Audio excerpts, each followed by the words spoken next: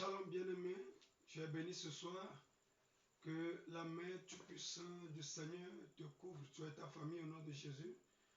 Que le ciel s'ouvre sur ta vie et que la pluie de bénédiction jaillisse sur ta vie au nom de Jésus. Que toutes les portes fermées soient les portes de bénédiction, de santé, de bonheur et de mariage soient ouvertes devant toi au nom puissant de notre Seigneur Jésus-Christ.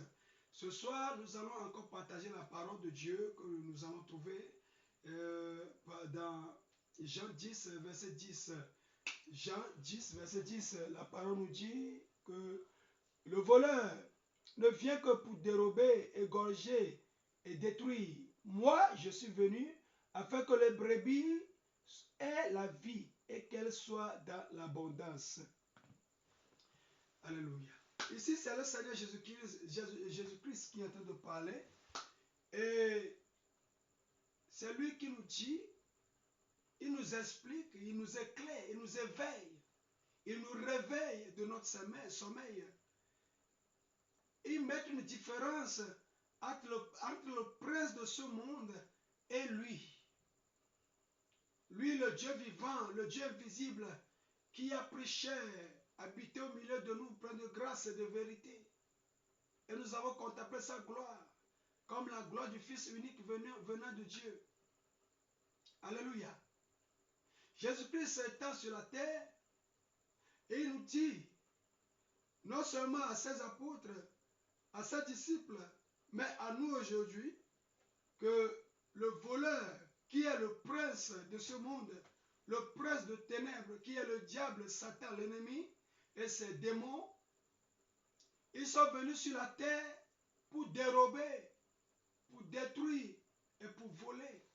Mais lui, Jésus-Christ, le Dieu vivant, le Dieu d'éternité, le Dieu inchangeable, le Dieu invaincu, le Dieu qui ne ment jamais, le Dieu miraculeux, le Dieu mystérieux, le Dieu très puissant. Il s'appelle le lion de la tribu de Juda. Il nous dit que lui, il est venu pour nous donner la vie. Non seulement qu'il va nous donner la vie, mais que nous soyons dans l'abondance. Alléluia. Dites-moi amen. Que nous soyons dans l'abondance. Bien-aimés, que nous soyons dans l'abondance. Bien avant que nous soyons dans l'abondance, nous allons avoir la vie en Jésus-Christ. La vie éternelle, la vie divine, la vie interminable, la vie éternelle, la vie qui n'a pas de fin, la vie qui n'a pas de limite. Alléluia. Cette vie se trouve en Jésus-Christ. C'est lui qui donne.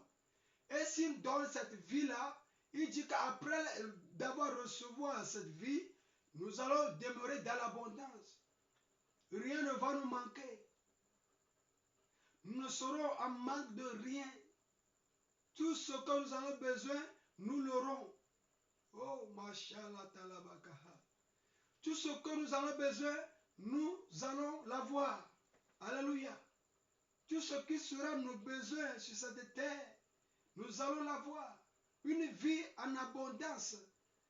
Hein? Alléluia. Bien-aimé, il a tout en Jésus. Il possède tout. Il est le Tout-Puissant.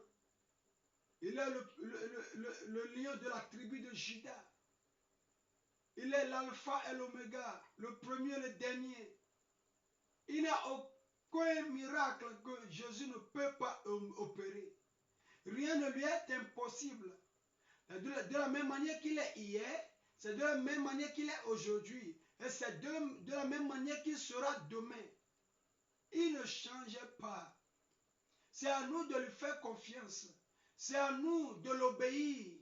C'est à nous de chercher sa face. C'est à nous de lui plaire, comme l'apôtre Jean a dit. Dans 1 Jean 3, verset 23, il dit, ce que nous demandons, nous le recevons du Père. Ce que nous demandons, nous le recevons de Dieu. Car nous gardons ses commandements et nous faisons ce qui lui plaît. Bien-aimé, tu dois faire ce qui va plaire à Jésus. Tu ne peux pas demeurer dans le péché et dire que tu as reçu la vie en Jésus-Christ et tu seras sera dans l'abondance. C'est faux.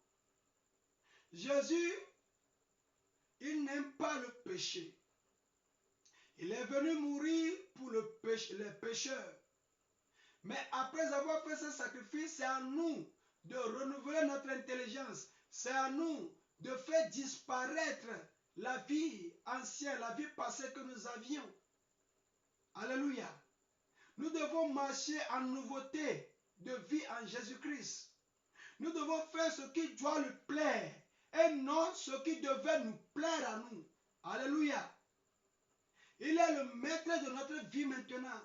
Il est notre guide. Il est notre pasteur. Il est le gardien de nos âmes. C'est lui notre lumière. La lumière qui nous conduit dans ce monde de ténèbres.